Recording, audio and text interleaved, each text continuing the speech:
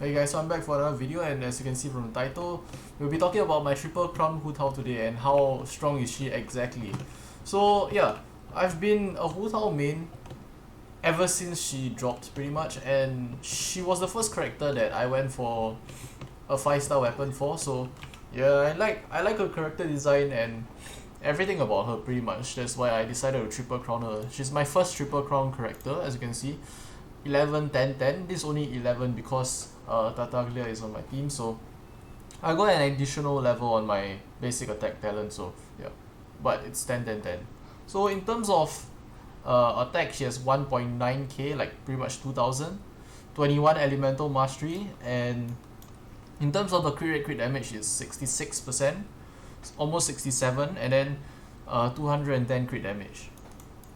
Pyro damage bonus would be a 94.6%. So in terms of a weapon, once again I wrote for weapons, so I got an R1 Staff of Homer. Artifacts 4 set Crimson Witch of Flames. In terms of substats, you really want to have HP percentage, crit damage, as well as crit rate on Hu Tao. So this is a pretty good flower. 10% crit rate, 13% crit damage, and 10% HP. This one has decent amount of crit rate as well. Good HP and not that high of a crit damage stat, but still overall pretty good feather. For the sense you want HP as the main stat, this one could be better since the only good stat here is like crit damage, 21%, not extraordinarily high. It's decent but not insane. Flat HP does help, but it doesn't do as much as like HP percentage, so it's not as valuable as that. And defense and attack don't really help that much either. As for the cup, pyro damage bonus, of course. Once again, the HP, flat HP doesn't help much, but there's a almost 11% crit rate, which is pretty good, as well as 21 elemental mastery. As for the hat, we have a crit rate hat. Attack percentage doesn't really help Hu Tao that much, so this isn't really that good of a substat, but crit damage is pretty good, even though it's not at like that high of a number.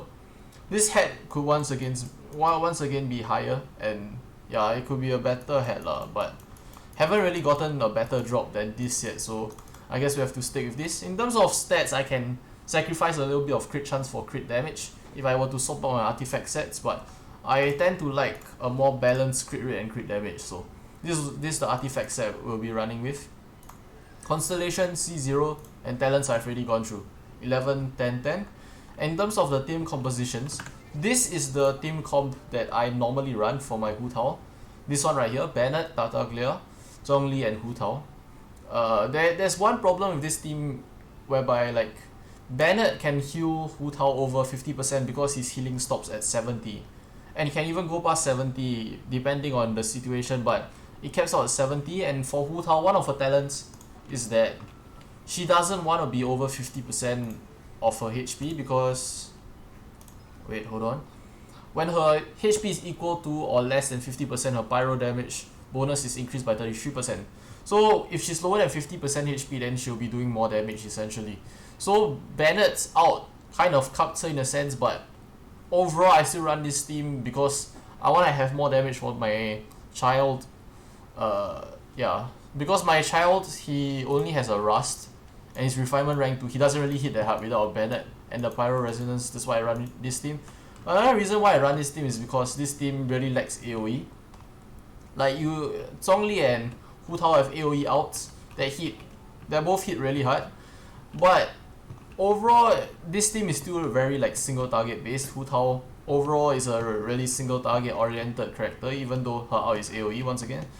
So I really like the combination of going with Tartaglia on top of this team, so I'll have both AoE and single target damage.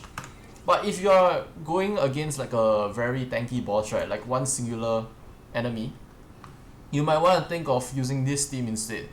Why this team is really good for single target damage is because Xiangling depends on your constellation. Depending on how high you have a constellation for her, it will depend on how good of a pyro support she is. But even at C0, she's really good because her Guaba reduces the pyro resistance of characters. Zhongli shreds pyro resistance as well. And Xingqiu's out basically, you know what he does, but Xingqiu's out basically just constantly provides hydro damage, which means that your Hu Tao will constantly do vaporize, like reverse vaporize, so she will constantly like do a lot of damage on a charge attack because pretty much every charge attack will proc that. So in terms of like bosses, I'll be using this team because bosses, okay, let me just get down, because bosses are normally like single enemies, I guess, and you do not really have to fight multiple enemies, just one singular guy, so this team will be much better in terms of DPS. And first off, we will just go to the Cryo Regis Vine. He's gonna die like extremely quickly. I don't even need any of my supports, to be honest, for the Cryo Regis Vine. Like, I can just pop Zhongli's shield for protection as well as Hu Tao's E, and yeah, he'll pretty much die.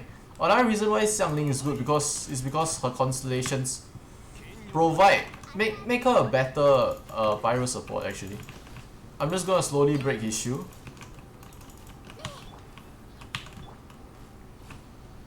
I'm not gonna out because her out. I'm not gonna out for this guy because he's gonna die too quickly. But here we go.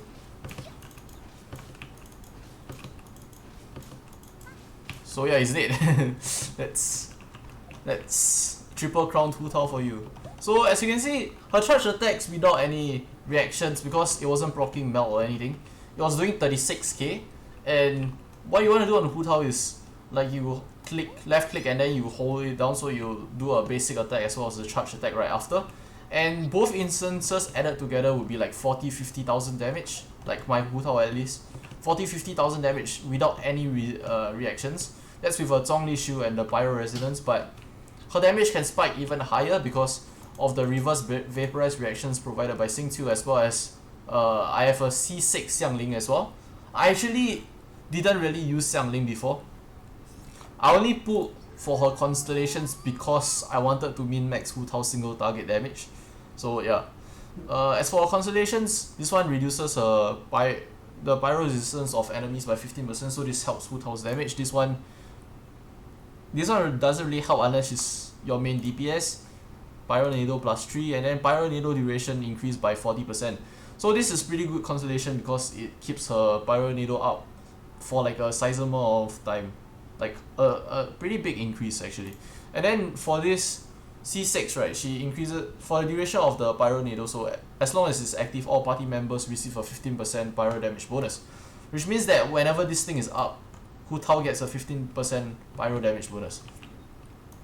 So let's go to the bosses. I can't go to the Wolf boss because it's down, but I can show you guys the Valin as well as Azdaha, if that's how you pronounce it, as well as Child. I don't even know how to pronounce his name actually. I think I'll just call him Azdaha because it's easier for me, I guess. As for Storm Terror, I don't actually think you can melt him, but you see how her regular hits can kill him. Like I'll use my abilities from my supporting characters here, but honestly, right, she doesn't even need the support to kill the Valin in one phase because that's just how strong Hu Tao is. But yeah, I'll just do it for the showcase, I guess. Right, so here we go. Zhongli Shield.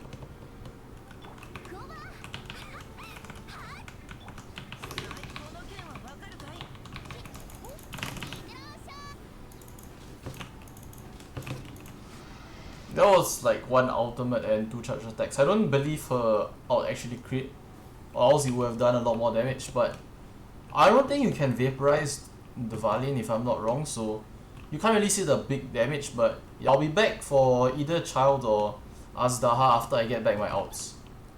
Alright, so I'm back for the Child fight, so yeah, I'll be keeping the same team for this run since it's a single target boss. I'm not too sure if I'm gonna be showing floor 12 or not because I feel like the video will be too long. And I'm trying to keep my videos slightly shorter because I feel like they're just really long in general, so.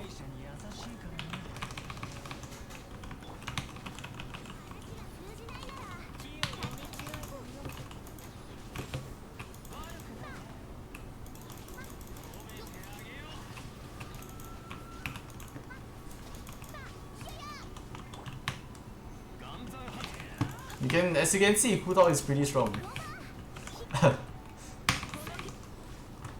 And we're already in the third phase, and because I swapped in like my support characters, right, my Hu Tao's E will be back up by now. So I'm gonna reshield first.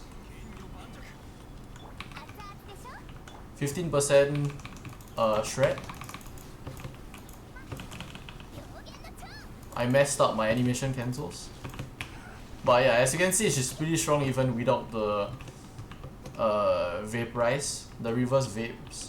But the thing is that the problem with Child is that he's too squishy, so you can't really see that all those reverse vapes in action.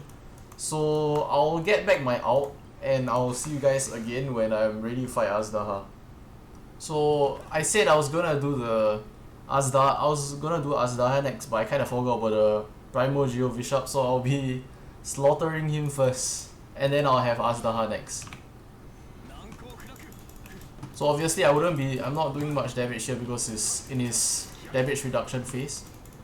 As long as I can do damage. Well, I'm gonna reshield first. Okay. Pop this.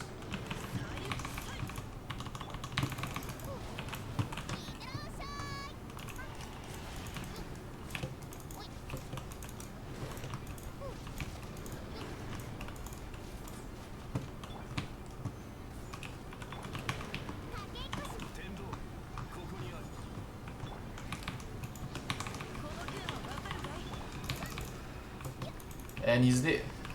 So I mean, it's not the cleanest run. My Hu Tao can't like comfortably one phase him because my Hu Tao isn't like, her artifacts, don't get me wrong, are pretty good, but they are nowhere near like min-maxed yet, I would say.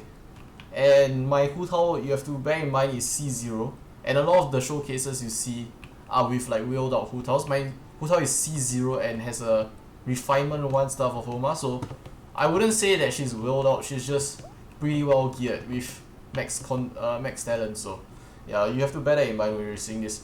Still, it's not a bad performance by her at all. I'll still say it's rather impressive. Alright, I'm back for Azdaha, and I'm not too sure what elements he has infused today, but we'll just see as he changes phases, I guess.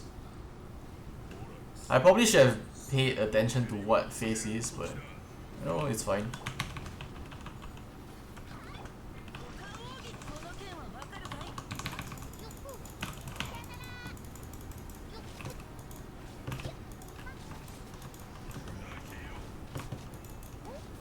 So yeah, in this phase he just goes invulnerable, so no matter how much damage you do to him, all those numbers you see on him, they are not actually going to do any damage. That's why I stopped outputting damage for a sec. So that's not Hu Tao or anything, that's just the mechanic of this fight, I guess. But as you can see, we got past the first part of the fight pretty quickly.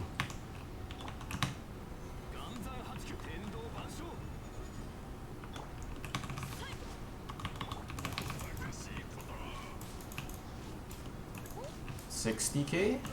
65k reverse vits are pretty good.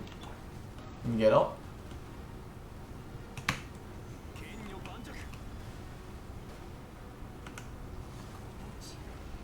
So as you can see, she outputs pretty crazy damage.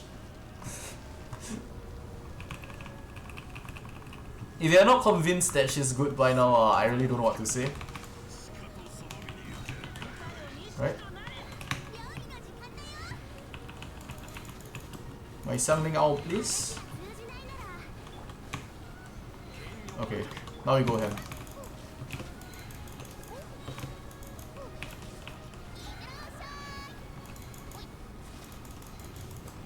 And there it is. So yeah, I would say a pretty impressive performance, even though she's not a wheeled out Hu Tao. So yeah, in terms of her team, right, like the equipment on her team, they are actually not that impressive.